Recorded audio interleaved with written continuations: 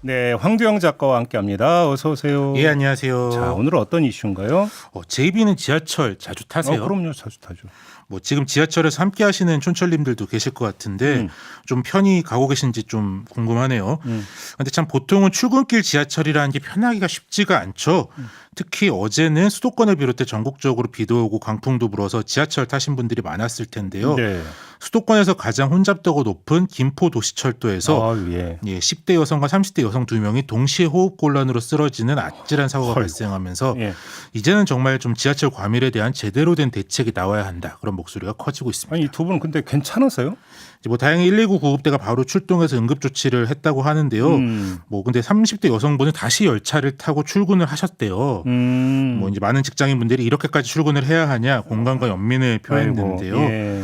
근데 이렇게 두 분이 한 번에 쓰러지면서 어제 보도가 많이 나오긴 했는데 운영사인 김포 골드라인 측에 따르면 한 달에 한 번꼴로는 좀 벌어진다고 하더라고요. 한 달에 한 번꼴로 벌어진다고요? 이렇게 쓰러지는 일이. 근데 이 김포 골드라인이 엄청 과밀이라는 건 이제 많이 전해졌지만 사실 꼭 여기만은 아니잖아요.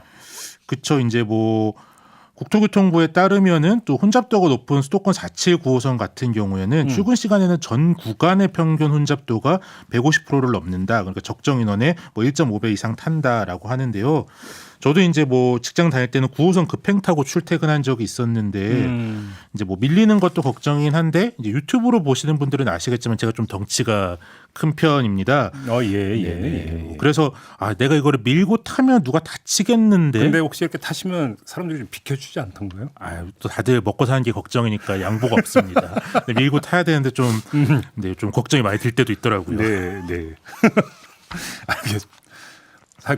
뭐 푸시맨도 있었잖아요, 사실. 옛날엔 그랬죠. 네. 예. 아무튼 근데 김포 골드라인도 그렇고 9호선도 그렇고 최근에 네, 비교적 그렇죠. 그러니까 상대적으로 최근이잖아요. 근데 왜 이렇게 돼버린 거예요, 이게? 이제 뭐 결국은 이제 좀 돈 문제일 텐데요. 이제 예비 타당성 조사 등 재정 심사 절차가 워낙 까다롭다 보니까.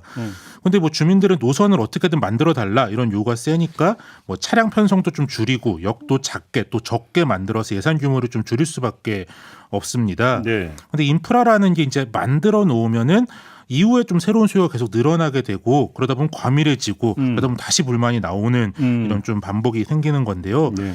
개인적인 생각으로 뭐 재정을 알뜰하게 쓰는 건 좋은데 한번 만들 때 좀 잘 만드는 게 낫지 않나.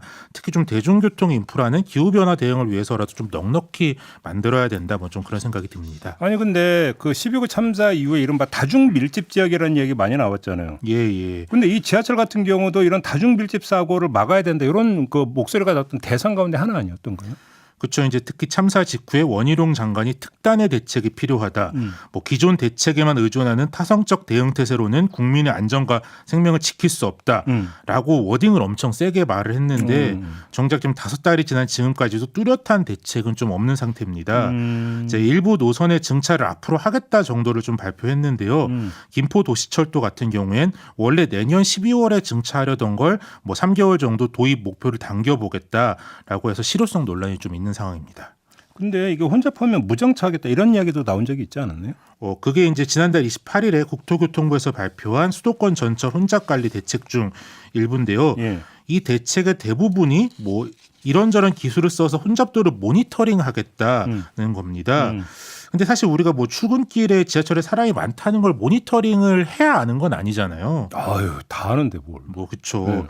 그래서 이제 결국 모니터링이 중요한 게 아니라 그래서 어떻게 사람을 줄일 거냐가 포인트인데 앞서 말씀드린 장기적인 증차 계획에는 뭐 뚜렷한 방법이 없고 딱 하나 좀 직접적인 대책으로 제시된 게 혼잡시 무정차였는데 그것도 이제 뭐 지난주를 백지화를 했으니 아직 좀 뚜렷한 대책이 없는 아니 뭐 상황입니다. 이게 뭐 길게 뭐 모니터링 할 게 뭐 있어요. 그냥 장관님께서 딱 한 번 출근 시간에 퇴근 시간에 한 번 타보면 금방 할 텐데.